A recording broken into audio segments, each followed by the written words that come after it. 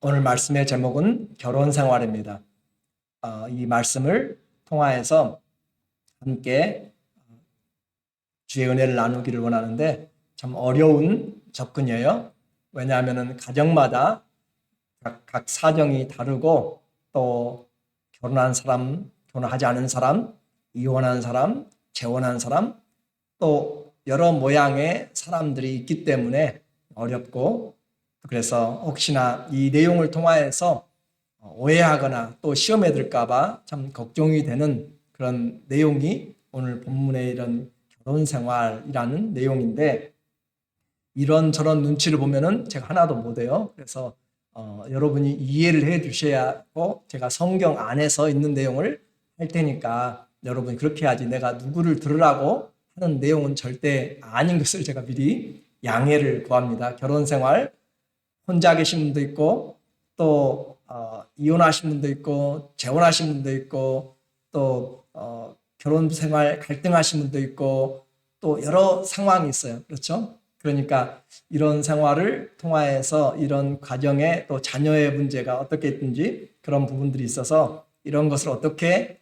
잘 받아들여야 할 것인가 성경에 있는 그대로에서 그냥 여러분 모두가 함께 들으셨으면 좋겠어요. 여러분은 오늘 말씀 때문에 오해하지 않기를 다시 한번 부탁을 드립니다. 대답은 아멘 아무도 안 하시네. 아무도 시험에 들지 않기를 바랍니다. 예, 그래 제가 이제 그 말씀 들었으니까 성경은 우리 고린도 교회에서 특별히 우리에게 지금 말하고 있는 내용 중에서 이 고린도 교회가 많은 것을 가졌는데 또 문제도 많이 있어요. 특별히 먹는 것과 또 성에 대한 문제로 계속적으로 문제들을 일으키고 있습니다. 그래서 이 먹는 문제, 이 선악과를 먹는 문제부터 시작해서 지금까지 먹는 문제는 커다랗게 이것을 먹어야 할지 말아야 할 것인지 또 이 결혼에 대하여서 또 결혼의 범위를 떠난 성에 대하여서 창조부터 지금까지 계속 내려오는 중요한 신앙의 문제입니다. 무엇을 먹느냐, 어떻게 사느냐라는 것이죠. 그래서 사람은 먹기 위해서 살고 또 살기 위해서 먹는다라고 하고 그렇게 중요해요. 먹기 위해서 살고 또 살기 위해서 먹는다. 그런데 주님 우리에게 사람은 떡으로만 사는 것이 아니라 하나님의 입에서 나오는 모든 말씀으로 산다라고 그렇게 이야기함으로써 우리가 먹든지 마시든지 다 하나님의 영광을 위해서 하는 것이다 라고 우리에게 일단 말씀하여 주셨어요. 그래서 분명한 말씀은 우리는 이 살아도 또 죽어도 먹든지 마시든지 주의 영광을 위해서 살아가는 것이 가장 중요하다라고 하는 거죠. 그래서 영적인 말씀을 우리의 양식 삼지 않으면 육신적인 삶만으로는 우리는 썩어지고 낭비된 인생을 살 수밖에 없이 그렇게 끝나버립니다. 그러므로 먹고 마시는 것까지 주님의 영광을 위해서 내가 하는 것이다 라는 것을 꼭 기억하고 그 다음에는 이제 성적인 타락에 대하여서 성에 대하여서 이야기하는데 5장부터 시작해서 계속적으로 이어지고 있어요. 5장, 6장, 7장 또 9장 계속 넘어가면서 우리에게 이 성에 대한 결혼 생활과 또 음란한 삶에 대해서 계속적으로 이야기하고 있어요. 당시에 이 성적인 행위는 음식을 먹는 만큼 그 사람들에게 일반화된 그런 상황이 많이 된 탈선의 행위였습니다. 그래서 음식이 몸을 위하여서 있고 몸은 음식을 위하여서 있다. 그 말은 다른 것을 비유하려고 한 것이 아니라 몸은 성적인 행위를 위하여서 있고 성적인 행위는 몸을 위하여서 있다. 그 말을 지금 하기 위해서 한 것들이에요. 다시요. 자, 먹는 것은 몸을 위해서 있고 몸은 먹는 것을 위하여 있다. 여러분 잘 이해가 되시죠? 그렇잖아요. 내가 먹기 위해서 살고 살기 위해서 먹고 그 말이잖아요. 그런 것처럼 또 성은 몸을 위해서 있고 몸은 성을 위해서 있다라고 하는 것으로 쾌락과 또 그 삶이 일반화된 그런 상황에 고린도 교회를 향하여서 말씀을 하고 있다라고 하는 것이죠.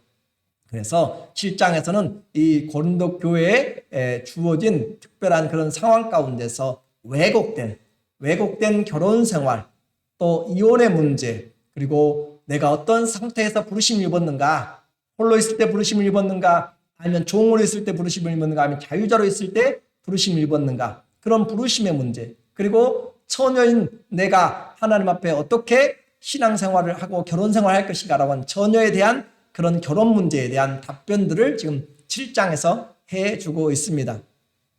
그래서 질문의 답을 이제 이야기하면서 질문을 이야기하고 이제 답을 이야기하는 것으로 7장부터 또 이렇게 바울이 해 나가요. 그래서 고린도교회는 바울에게 먼저 이것은 바울이 고린도교회 편지를 보냈지만 그러기 전에 이 고린도교회가 또 바울에게 편지를 보냈어요. 그러니까 바울도 고린도교회 형편을 들었고 또 바울이 편지를 쓴 것이고 그래서 그 고린도교회에 있는 사람들 중에서도 뭔가 교회 문제들을 이야기하는 것은 교회를 어떻게 바르게 해보려고 하는 사람들이 있단 말이죠. 그래서 그들이 문제를 이야기를 했어요.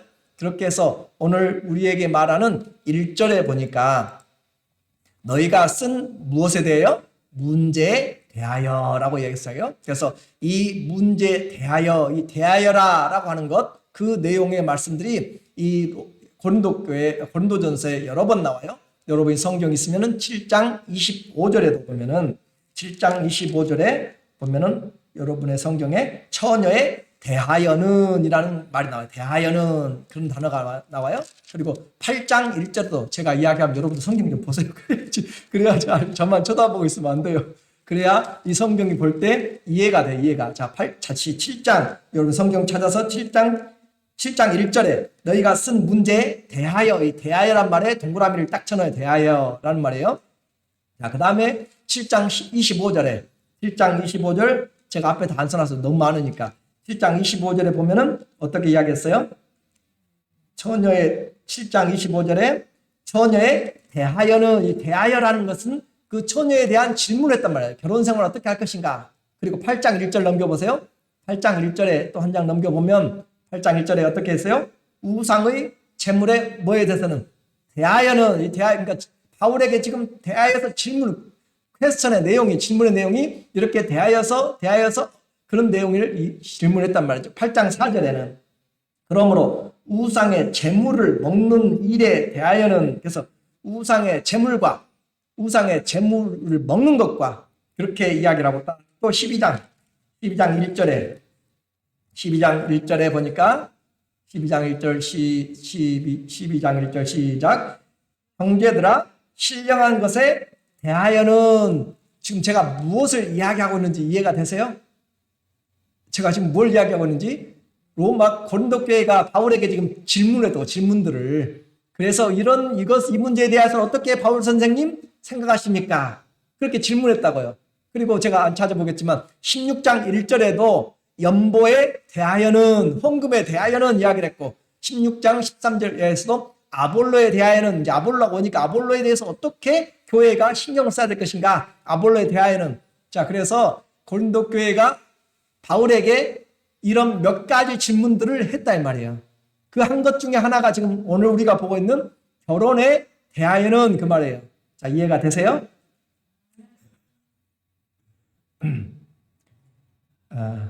아무튼 이제 쓴 문제에 대하여서 바울이 답하고 있다라고 하는 거예요. 성경을 읽을 때, 그래야 여러분이 읽을 때 이런 내용을 써야겠구나 하고 여러분이 스스로 이제 판단을 하게 되고 이해를 하게 돼요. 자, 그래서 첫 번째로, 자, 그들이 어떤 질문을 했는가? 남자가 여자를 가까이 아니함이 좋습니까? 라는 것에 대해서 이야기를 했어요. 남자가 여자를 만지지 않는 것에 대해서 안아야 됩니까? 라고 질문했어요. 결혼해야 됩니까? 말아야 됩니까? 한마디 그 말이에요, 지금. 그 말에 대해서 이야기를 했어요. 그렇게 질문하니까 이제부터 바울이 대답을 하는 것이에요. 음행이 성행하고 있는 사회적 환경에서 고린도 교회 나름의 경건한 성도들이 지금 질문을 한 것이에요. 아예 남자가 여자를 가까이 하지 않고 금욕하는 것이 좋지요? 라고 그렇게 질문한, 금욕주의자들은 영은 거룩하고 몸은 타락했기 때문에 영과 육이 함께 그렇게 같이 하면 안 된다라고 하는 것이죠. 그렇게 해서 이혼을 하든지 아니면 금욕을 하든지 결혼했어도 관계를 맺지 말든지 그런 식으로 주장한다. 금욕주의자들이. 또 그런 주의자들이 있는가 하면 반대로 몸은 어차피 썩어질 것이니까 몸은 마음대로, 영혼은 구원받고 몸은 마음대로 해라 라고 하면서 그냥 교인들이 예배드리고 어떻게 해요? 밤거로 나가가지고 그 우상 숭배하는 그런 음란 행위에 동참하는 것이 그냥 밥 먹는 것처럼 일상화된, 그냥 큰 문제가 되지 않는 그런 사회이기 때문에 왜곡된 그런 결혼관과 또 삶에 대한 이야기를 하고 있다라고 하는 것이에요. 그렇게 해서 이제 바울의 대답이 무엇인가라는 거죠. 바울의 대답은 먼저 이 결혼관에 대해서, 결혼은 우리에게 먼저 2절에 음란을 피하기 위해서 남자마다 자기 아내를 두고 여자마다 자기 남편을 두라라고 그렇게 이야기를 합니다. 이것을 보면은 결혼이 곧 성적인 관계를 위하여서 하는 것으로 그렇게 착각하게 되는데, 지금 고린도 교회의 특이 상황을 여러분 이해를 해야 이 말을 오해를 안 하게 돼요. 우리는 이제 그러면 전반적으로 본다면 결혼은 하나님이 창세기부터 우리에게 말한 인류에게 가장 중요한 일입니다. 아담 완전한 사람이에요. 그렇죠? 아담 완전한 사람이에요. 죄 짓기도 전혀예요. 그런데도 불구하고 혼자 있는 것이, 독처하는 것이 좋지 않아서 돕는 배필을 주었어요. 하나가 둘이 되었고 둘이 하나가 된 것이 이 결혼입니다. 그리고 그 결혼은 그리스도와 교회에 대해서 이야기하는 그것을 가장 본질적으로 이야기를 하고 있어요. 나눌 수 없는 것을 이야기하고 있고 하나 된 것을 이야기하고 있고 사랑을 이야기하고 있어요. 그래서 결혼은 하나님이 우리에게 주신 가장 특별한 선물이고 창조 때부터 우리에게 주신 것이고, 또 어떻게 해요? 돕는 배필로, 그리고 또 어떻게 해요? 서로 생육하고 번성함으로 믿음의 자녀들을 나아가게 번성하고 땅을 지배하고 정부하고 다스리도록 하기 위해서, 또 그런 의미에서, 그리고 다음 세대에 복음을 전하고, 또 여기 말하는 것처럼 음행을 피하기 위하여서 서로의 행복의 추구를 위하여서 주셨다라고 하는 것이 결혼의 가장 근본적인 목적입니다. 그러니까 그것을 가지고 있대 이 고린도 교회에 지금 왜곡된 결혼관 때문에 지금 음행을 피하기 위해서 남자마다 자기 아내를 두고 여자마다 자기 남편을 두라라고 하는 것으로, 그래서 이 음란한 사회일수록 무엇이 중요하냐? 결혼 제도가 정착이 잘 되어야 한다 그 말이에요. 그래서 음란을 피하기 위해서 그런 문화에서 결혼을 잘 지켜나가면서, 그렇게 되면 남편과 아내가 가정을 지키게 되고, 그렇게 됨으로써 그런 사회 문화에 대해서, 그것들에 대해서 올바른 그 본을 보일 수가 있다는 거죠. 그래서 그리스도인의 가정을 통해서 사회의 죄를 막고 또 본이 되도록 그렇게 가정을 이루는 것이 중요하다라고 이야기했습니다. 각각의 남편과 아내의 관계를 분명히 하고 있어요. 남자마다 자기 아내를 두고 여자마다 자기 남편을 두고 똑같이 이야기를 하고 있어요. 그렇게 이야기를 해서 다른 사람을, 남자와 여자 외 1대1의 그 일부 일처의 그 외에 다른 것을 추가하면 안 된다라고 하는 것이죠. 그리고 혼인을 금하는 것, 마지막 때에 가게 되면은 디모데전서 4장 3절에도 보더라도 마지막 때에 가면 귀신의 가르침과 미혹에 하는 영들이 있는데, 혼인을 금하거나 음식을 금하거나 한 것들은 합당하지 않다라고 그렇게 이야기를 했어요. 그러니까 성경의 전반적인 것은 결혼에 대한 그 부분에서 우리가 하나님의 창조의 원리다라고 하는 것을 이야기를 하고 있습니다. 그리고 그러면 남자와 여자가 결혼했으면 어떻게 해야 되는가? 결혼 생활의 내용이에요. 3절과 4절에 보면은 남편은 그 아내에 대한 의무를 다하고 아내도 그 남편에게 그렇게 할지니라. 그래서 남편과 아내를 1대1로 권리에 동등하게 이야기를 합니다.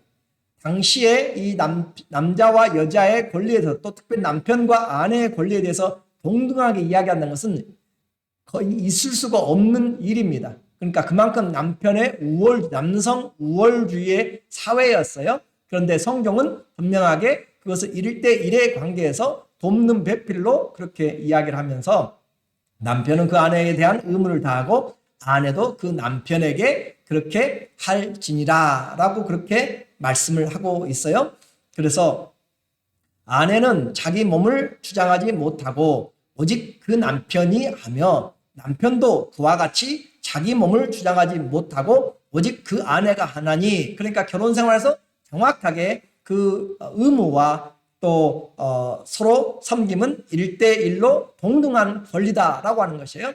내 마음대로 내가 아니라 상대방의 원하는 것에 맞춰주라라고 하는 것을 지금 이야기를 하고 있어요. 그렇게 해서 그렇게 함으로써 이 가정이 온전하게 된다라고 하는 것을 우리에게 말해주고 있습니다. 그래서 서로 섬기라라는 것이고 서로 사랑하라라고 하는 것이고 가정의 안정과 행복의 척도는 바로 이 부부의 관계에 연결이 된다라고 하는 것을 지금 이야기를 해주고 있어요.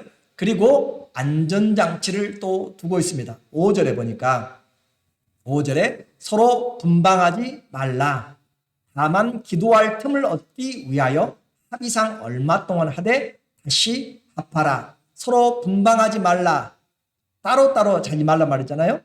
다만 기도할 틈을 얻기 위해서 하나님 앞에 더 헌신하며 더 하나님을 섬기기 위하여서 집중하기 위해서 그렇게 합의상, 그것도 합의상 나 하나님 이렇게 해야 돼 하면서 그렇게 하지 말고 합의상 얼마 동안 하되 다시 합하라 라고 바울이 지금 고린도 교회에 이야기를 하고 있어요.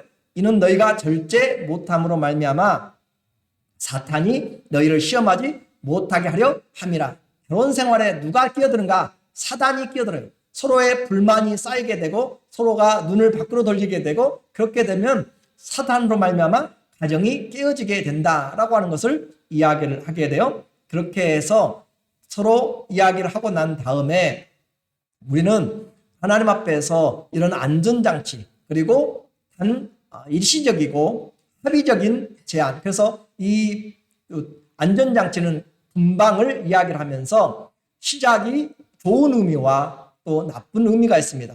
좋은 의미는 말한 것처럼 하나님께 기도하기 위한 더 좋은 기회, 그러나 조건이라고 있다고 그랬죠. 일시적이고 합의적인 제한된 범위 안에서. 나쁜 의미는 합의되지 않는 각방의 문제는 서로에 대한 원망과 의심과 그리고 불만을 통해서 사단의 시험의 결과가 됩니다.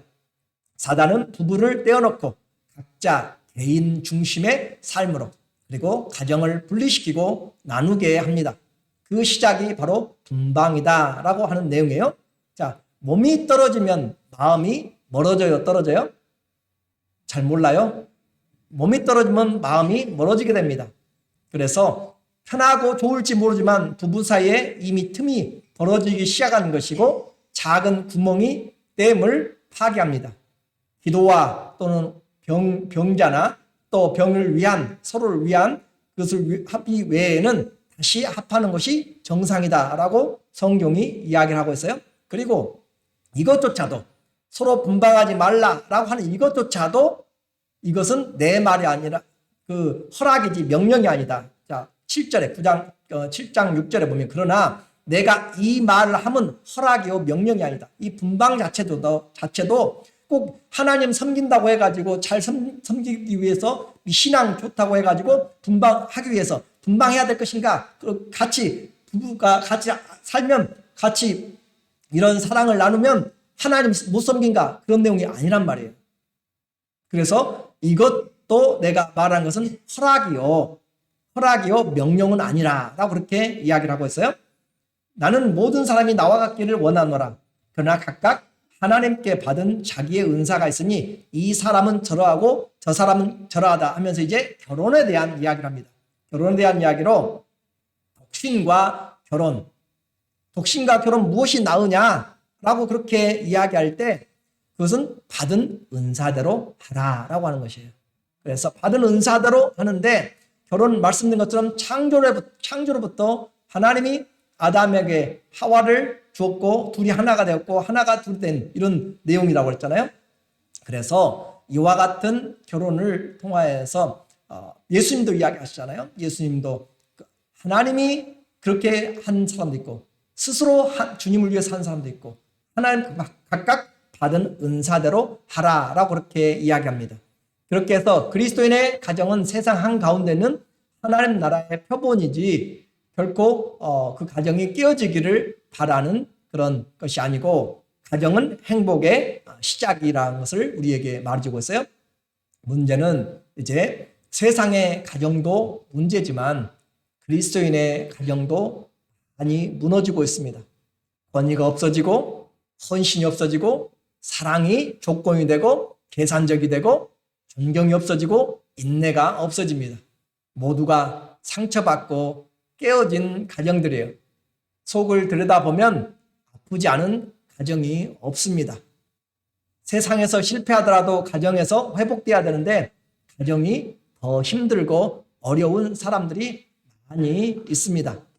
그러므로 우리는 탈선하거나 또 외도하거나 또 가출하거나 고아를 만드는 일, 또 이혼의 과정들이 너무너무 쉽습니다. 요즘은 내가 좀 참지 못하고 내가 내 마음대로 못하면 그냥 마음대로 하는, 자기가 기준이 되어버린 그런 사회에 살고 있기 때문에 자기가 원하면 결혼도, 자기가 원하면 결혼해서도 자녀도 안 낳고, 자기가 원하면 그런 식으로 다. 그러니까 성경은 살아도 죽어도 주님을 위해서, 결혼도 주님을 위해서, 무엇이 주님에게 영광이 될 것인가, 이 결혼생활 무엇이 주님, 그 목적으로 해서 모든 것들이 이루어져야 되는데, 주님이 목적이 아니고 내 편리함, 내 원함대로 그렇게 결혼도 이용하고 자녀도 이용하고 또 모든 환경들을 내가 원하는 대로, 내가 원하는 대로.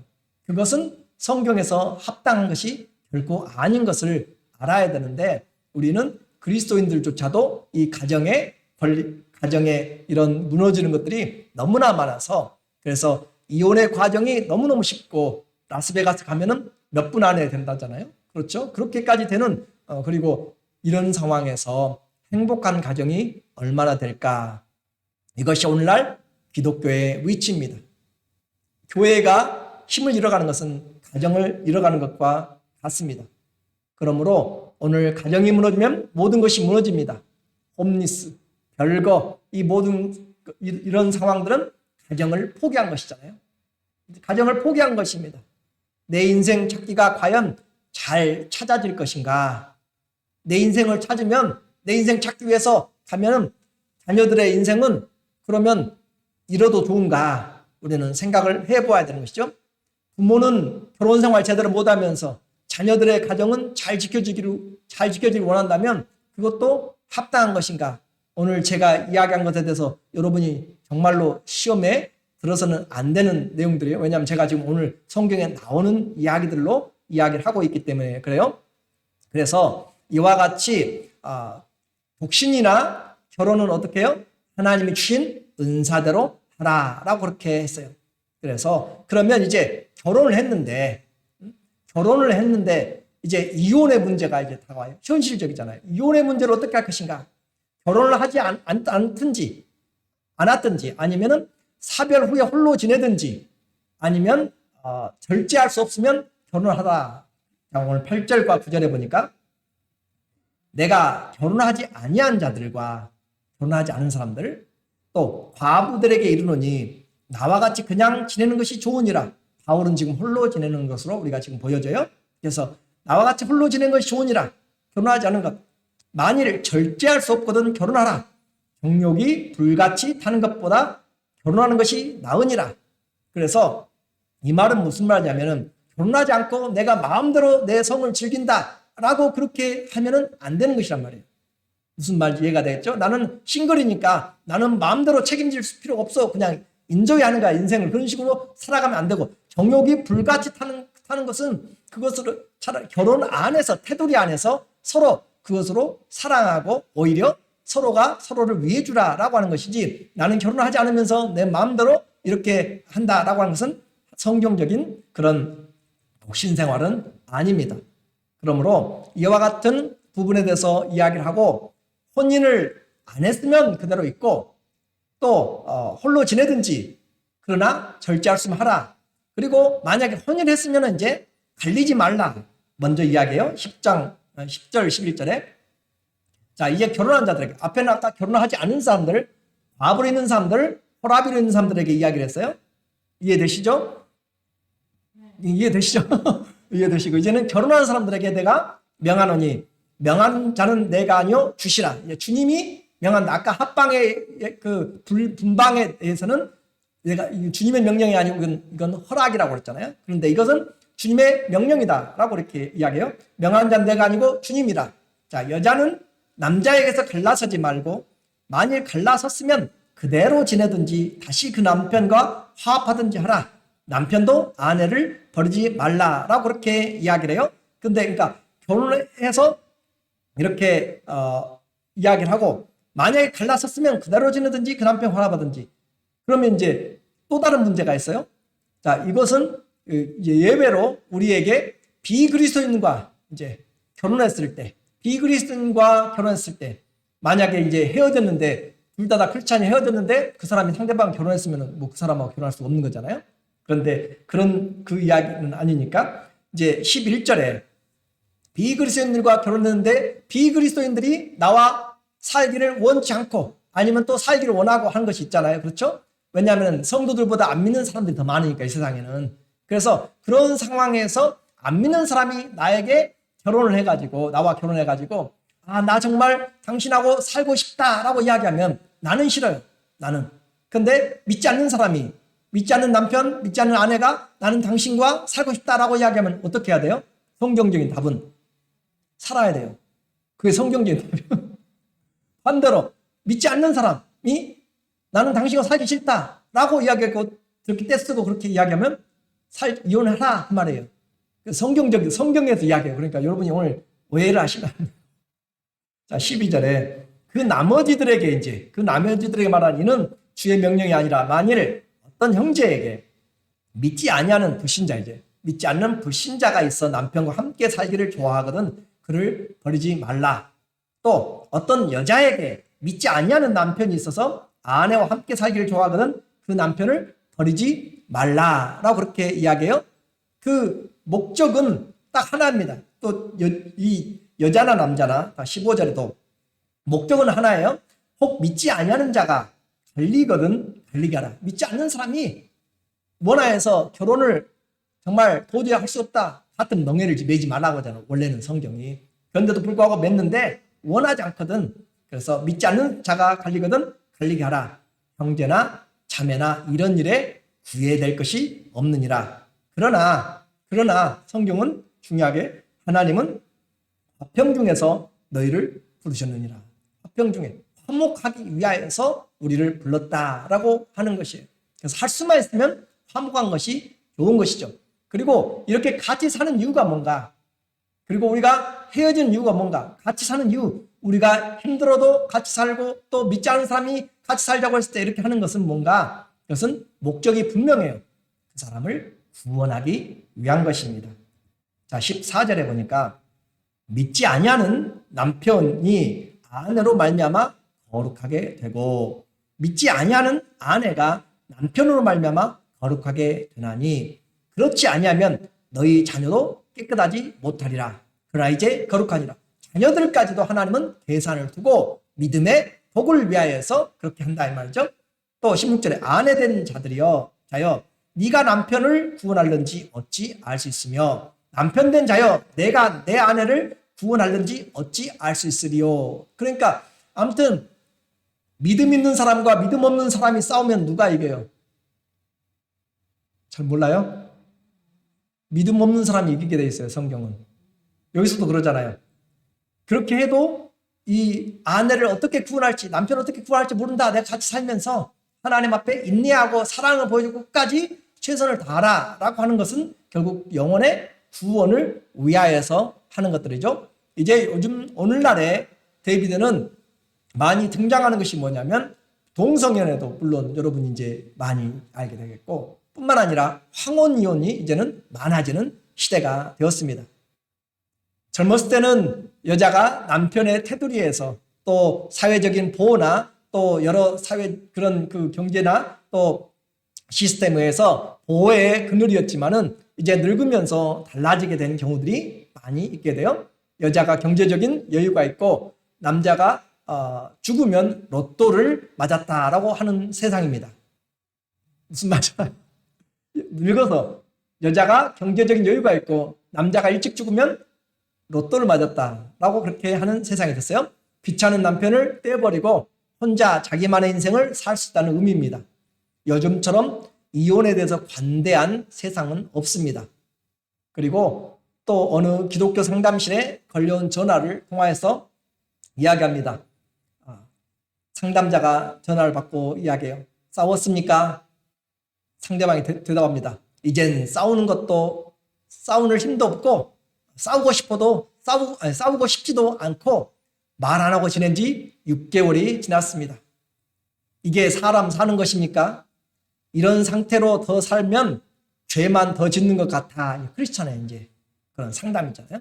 이런 상태로 말 안 한 지가 6개월, 싸울 필요도 없고 기력도 없고 말 안 한 지 6개월이 지났다 라고 그렇게 표현하면서 이게 사람 사는 거, 그렇죠? 한 집에 살면서 말 않고 사는 것처럼 힘든 것이 없죠.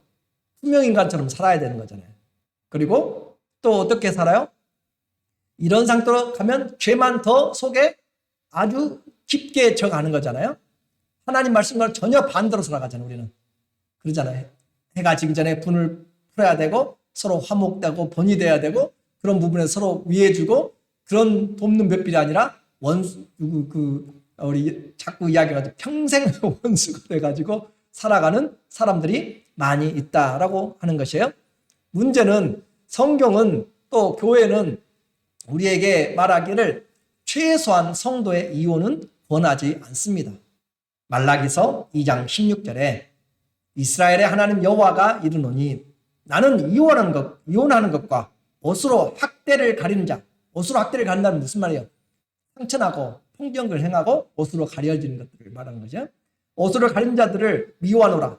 만군의 여호와의 말이니라. 그러므로 너희 심령을 삼가지켜 거짓을 행하지 말지니라 라고 그렇게 이야기하면서 나는 경건한 자녀를 얻기 위해서 하나님이 한 남편 한 부인을 두었다라고 영이 유해할지라도 하나만 창조했다라고 그렇게 이야기를 하고 있어요.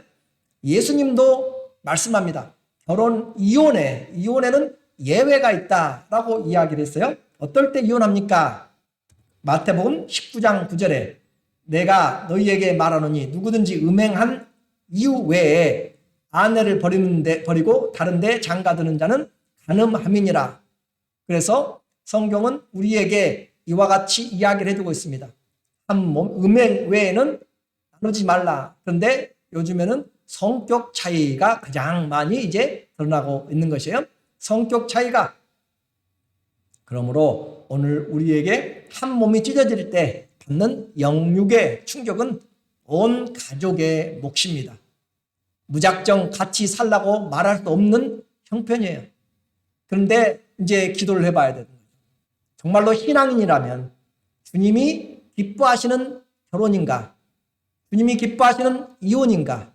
주님이 기뻐하시는 이런 내용인가를 주님에게 물어보고 그 부분에서 평안이 오고 그 주님 앞에서 정말 이것이 더 덕이 된다. 이것이 자녀들에게도 덕이 되고 이웃들에게 덕이 되고 교회에도 덕이 되고 내 인생에도 덕이 되고 서로에게 덕이 된다라고 한다면 그것은 그 길이 가장 좋은 것입니다. 문제는 이런 것이 내 생각에서 움직이면 안 된다라고 하는 것은 성경은 우리에게 말해주고 있습니다. 성도는 내가 그 일의 주창자가 되어버리면 안 돼요. 당하는 것은 어쩔 수 없어요. 내가 이혼을 당하고 내가 뭘 당하고 하는 것은 어쩔 수 없어요. 그러나 내가 실족해 하는 자가 되어서는 안 된다라고 그렇게 이야기합니다. 세상 잠깐이에요. 8월 벌써 지나갔잖아요. 9월이에요. 금방 연말되고 금방 2022년 또 누구는 맞이했고 누구는 맞이하지 못할 수도 있는 그런 인생입니다. 우리에게는 사랑할 기회도 적은데 우리는 하나님 앞에서 어떻게 인생을 살아가고 있는가? 결혼 생활의 목적은 거룩과 구원입니다. 그리고 하나님과 예수 그리스도와 교회의 관계를 우리에게 보여주고 있는 것이에요. 주님을 섬기듯이 섬기고 교회를 사랑하는 것처럼 사랑하라 라고 하는 것이 합당한 결혼 생활이고 서로가 경외하라 라고 이야기합니다. 가정에서 막말하게 되고 그렇게 되면 가정은 소망이 없어지는 것이에요. 서로가 서로를 위한 이제 회개와 회복의 그런 가정 우리가 기도해야 됩니다. 온전한 가정을 위해서 그리스도와 교회의 사랑과 관계를 보여주는 것이 목적이죠. 우리의 가정, 우리 모두에게 숙제가 있습니다. 하나됨을 지킬 것인가? 나눌 것인가? 믿음으로 살 것인가? 내 개인의 감정으로 살 것인가? 하나님 앞에서 살 것인가? 세상 앞에서 살 것인가? 여러분 모두에게 하나님의 말씀이 생명이 되고 은혜가 되기를 예수님의 이름으로 축원합니다. 아멘. 기도하겠습니다.